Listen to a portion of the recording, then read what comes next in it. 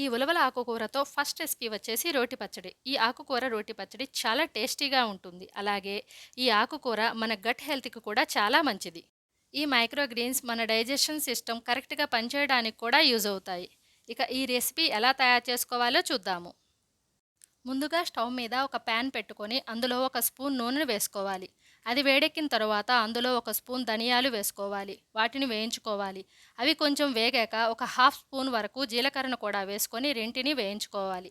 ఇవి వేగాక కొంచెం కరివేపాకును కూడా వేసుకొని బాగా కలుపుకోవాలి. ఇప్పుడు స్టవ్ ఫ్లేమ్ ఆఫ్ చేసుకొని హాఫ్ ఇంచ్ అల్లం, ఒక 5 రెమ్మలు వెల్లుల్లి వేసుకొని బాగా కలుపుకోవాలి. అవి కొంచెం వేడెక్కిన తరువాత వీటిని ఒక బౌల్లోనికి తీసుకొని పక్కన పెట్టుకోవాలి. అదే ప్యాన్లో 3 స్పూన్స్ ఆయిల్ని వేసుకొని అది వేడెక్కిన తరువాత అందులో ఒక పావు కప్పు పచ్చిమిర్చి ముక్కలు వేసుకొని వాటిని వేయించుకోవాలి. పచ్చిమిర్చి కూడా బాగా వేగిపోయాయి.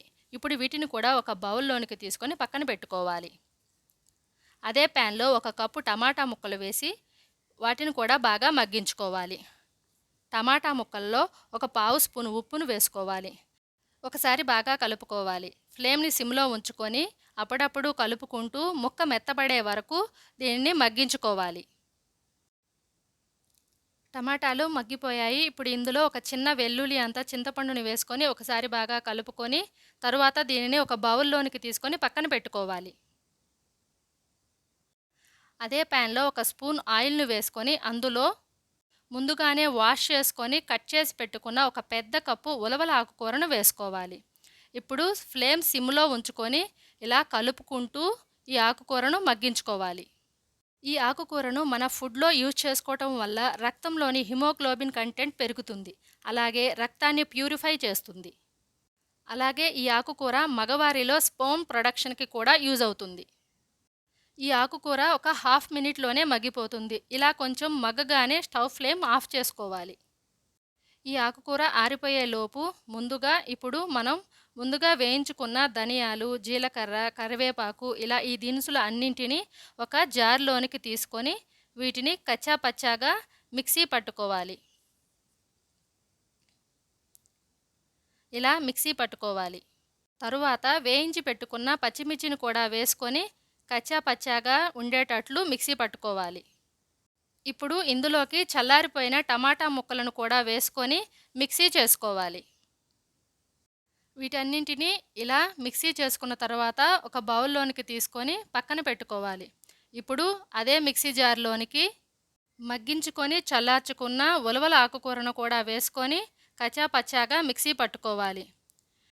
ఇలా మిక్సీ చేసుకున్న ఆకుకూరను కూడా చట్నీలో వేసుకొని రెండింటిని బాగా కలుపుకోవాలి. ఇలా బాగా మిక్స్ చేసుకొని పక్కన పెట్టుకోవాలి. స్టవ్ మీద ప్యాన్ పెట్టుకొని అందులో ఒక 2 స్పూన్స్ ఆయిల్ని వేసుకోవాలి. అది కొంచెం వేడెక్కిన తరువాత అందులో పోపు దినుసులను వేసుకొని వాటిని వేయించుకోవాలి. ఇందులో కొంచెం కరివేపాకును కూడా వేసుకొని దీనిని కూడా బాగా మగ్గించుకోవాలి. ఇప్పుడు కొంచెం ఇంగువను కూడా వేసుకొని ఒకసారి బాగా కలుపుకోవాలి. ఫ్లేమ్ ఆఫ్ చేసుకొని ఈ పోపును ముందుగా రెడీ చేసుకున్న చట్నీలో వేసుకొని బాగా కలుపుకోవాలి. ఈ చట్నీ చాలా టేస్టీగా ఉంటుంది. ఈ ఉలవల మైక్రో గ్రీన్స్తో సెకండ్ రెసిపీ వచ్చేసి పెసరపప్పు ఉలవ ఆకు డ్రై కర్రీ. ఈ రెసిపీ చాలా త్వరగా 5 మినిట్స్లోనే తయారు చేసుకోవచ్చు. అలాగే చాలా టేస్టీగాను ఉంటుంది. ఈ రెసిపీని ఎలా తయారు చేసుకోవాలో చూద్దాము. ముందుగా స్టవ్ మీద ఒక ప్యాన్ని పెట్టుకొని అందులో ఒక 3 స్పూన్స్ ఆయిల్ని వేసుకోవాలి. అది కొంచెం వేడెక్కిన తరువాత అందులో 2 స్పూన్స్ పోపు దినుసులను వేసుకోవాలి.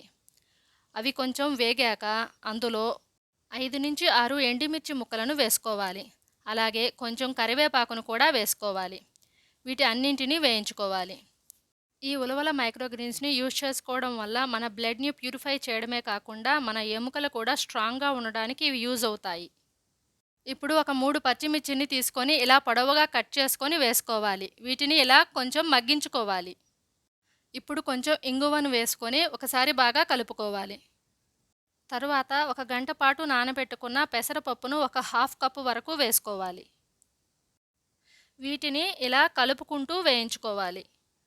అలాగే ఈ మైక్రోగ్రీన్స్ బ్యాడ్ కొలెస్ట్రాల్ని తగ్గించడంలో కూడా యూజ్ అవుతాయి. ఇప్పుడు కొంచెం ఉప్పు, కొంచెం పసుపు వేసుకొని ఇలా కలుపుకుంటూ వేయించుకోవాలి. ఈ పెసరపప్పు 2 మినిట్స్‌లోనే వేగిపోతాయి. ఇవి వేగేలోపు వెల్లుల్లి కారంను రెడీ చేసుకొని పక్కన పెట్టుకుందాము. పెసరపప్పు కూడా వేగాయి. ఇప్పుడు ఇందులోనికి మనం ముందుగా వాష్ చేసుకొని సన్నగా కట్ చేసుకున్న ఒక పెద్ద కప్పు ఉలవల ఆకుకూరను వేసుకోవాలి.